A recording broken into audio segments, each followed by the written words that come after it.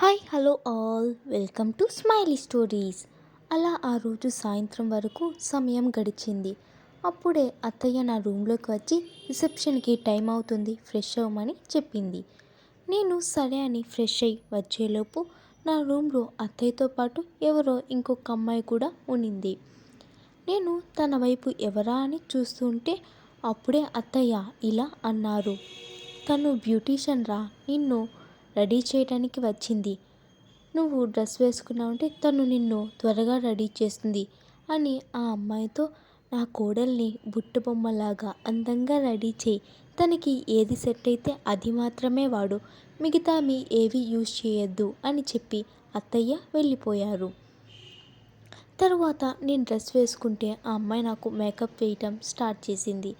తర్వాత తను hair style కూడా సెట్ చేసింది. తర్వాత ఆ అమ్మాయి అక్కడి నుంచి వెళ్ళిపోయింది. రూమ్లో నేను ఒక్కదాన్నే కూర్చొని ఉన్నాను. ఎందుకో నాకు ఆ క్షణం చాలా టెన్షన్గా ఉన్నింది. అలానే ఒక పక్క బాధగా కూడా ఉంది. నా అనేవాళ్ళు ఎవరూ నా పక్కన లేకుండా నా జీవితంలో సంబంధించిన ముఖ్యమైన ఫంక్షన్ అన్నీ జరుగుతున్నాయి అని ఆలోచిస్తూ కూర్చున్నాను. తర్వాత అత్తయ్య వచ్చి నన్ను కిందకి తీసుకొని వెళ్ళారు. అక్కడికి వెళ్ళేసరికి అప్పటికే చాలామంది గెస్టులు కూర్చున్నారు.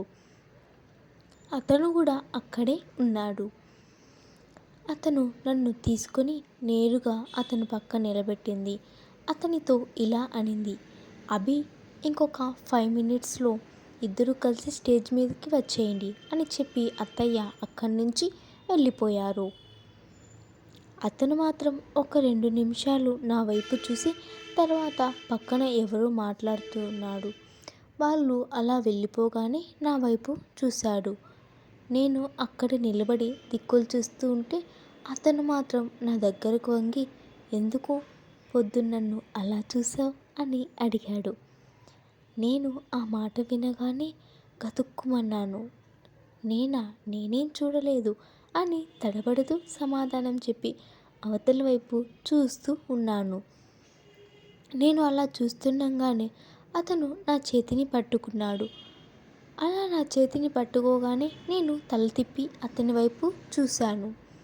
అతను అలా నా చేయి పట్టుకొని నేరుగా బయట గార్డెన్లో అరేంజ్ చేసిన స్టేజ్ దగ్గరికి తీసుకొని వెళ్ళాడు.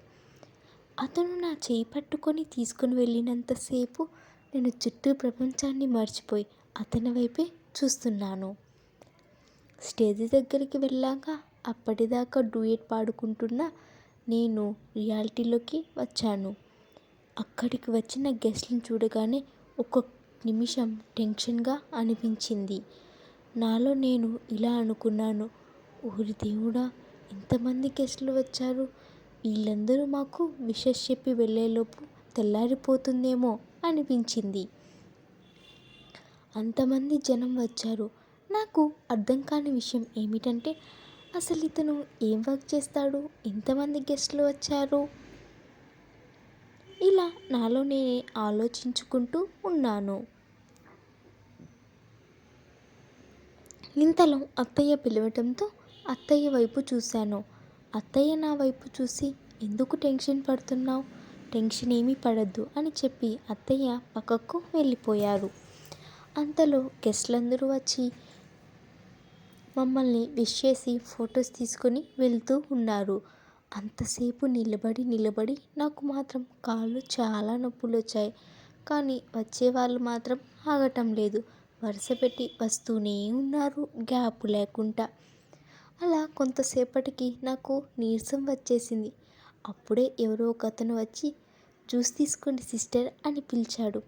నేను అతని వైపు అయోమయంగా చూస్తుంటే అప్పుడు అభి నాతో ఇలా అన్నాడు. అతను నా ఫ్రెండ్, వాడి పేరు వివేక్ అని పరిచయం చేశాడు. నేను అతని వైపు చూసి చిన్నగా స్మైల్ ఇచ్చాను. అతను మాత్రం పాపం ఇంతసేపు నిలబడి బాగా అలసిపోయినట్టున్నారు, కొంచెం జ్యూస్ తాగండి సిస్టర్, ఎనర్జీ వస్తుంది అని చెప్పి నాకు జ్యూస్ ఇచ్చారు. నేను మనసులో ఇలా అనుకున్నాను, థ్యాంక్స్ అన్నయ్య, నువ్వైనా నా బాధ అర్థం చేసుకున్నావు. పక్కన తాటి చెట్టులాగా ఈ మనిషి ఉన్నాడే, అస్సలు నా గురించి పట్టించుకోలేదు. అని మనసులో కచ్చాగా అనుకున్నాను. అలా అనుకొని నేను అతని వైపు చూసేసరికి అతను నన్నే చూస్తూ కనిపించాడు. నేను అతని వైపు ఏంటన్నట్టు చూశాను. అతను నా దగ్గరకు వంగి, నేను తాటి చెట్టునే, మరి నువ్వు ఎంత పొట్టిగా ఉన్నావు, మరి నువ్వేం చెట్టు అని అడిగాడు. అతను అలా అడగగానే నా కళ్ళు రెండు బయటకు వచ్చేంతగా నా కళ్ళను పెద్దవి చేసి అతని వైపు షాక్ అయి చూశాను. తర్వాతే నా బుర్రకి లేటుగా గుర్తొచ్చిన విషయం ఏమిటంటే, నేను మనసులో ఏమన్నా అనుకున్నా ఈ మనిషికి తెలిసిపోతుంది అని అతని వైపు ఏడుపు మొహం పెట్టుకొని చూశాను. అతను నా వైపు చూసి, చూసింది చాలే, గెస్ట్లు వస్తున్నారు, ఫేస్ మార్చు అన్నాడు. నేను మూతి అటు ఇటు 2 సార్లు తిప్పి మళ్ళీ సైలెంట్గా నిలబడ్డాను. అలా వచ్చిన గెస్ట్లందరూ మాకు విషెస్ చెప్పి వెళ్ళిపోయారు. అలా కొంత సమయం తర్వాత అత్తయ్య వచ్చి మమ్మల్ని డిన్నర్ చేయమన్నారు. నేను ఆ మాటతో హమ్మయ్య, అప్పటి నుంచి పొట్టలో ఎలుకలు పరిగెడుతున్నాయి, తొందరగా వెళ్ళి నా బుజ్జి పొట్టలో ఏదో ఒకటి వేసేయాలి అనుకున్నాను. తర్వాత అత్తయ్య అతన్ని ఒక దగ్గర కూర్చొనిమని మా ఇద్దరికి ప్లేట్లో డిన్నర్ తెచ్చి ఇచ్చారు. నేను సైలెంట్గా ఫాస్ట్గా తింటుంటే అతను నా వైపు ఒకసారి చూసి, ఆ ఫుడ్ ఎక్కడికి పారిపోదు, కొంచెం నిదానంగా తిను అని అన్నాడు. నేను అభితో ఇలా అన్నాను, రిసెప్షన్ అని అంతసేపు నిలబెడితే పాపం నా బుజ్జి పొట్ట ఆకలికి ఎంతసేపు ఉండగలదు? అప్పటి నుంచి నా పొట్టలో ఎలుకలు తిరుగుతున్నాయి. నీకేం తెలుసు నా బాధ? ఇంకొంచెం సేపు నిలబడితే నీరసం వచ్చింది. సమయానికి దేవుళ్ళంటి అన్నయ్య వచ్చి చూసిచ్చాడు కాబట్టి సరిపోయింది. లేకపోతే నేను అక్కడే కళ్ళు తిరిగి పడేదాన్ని.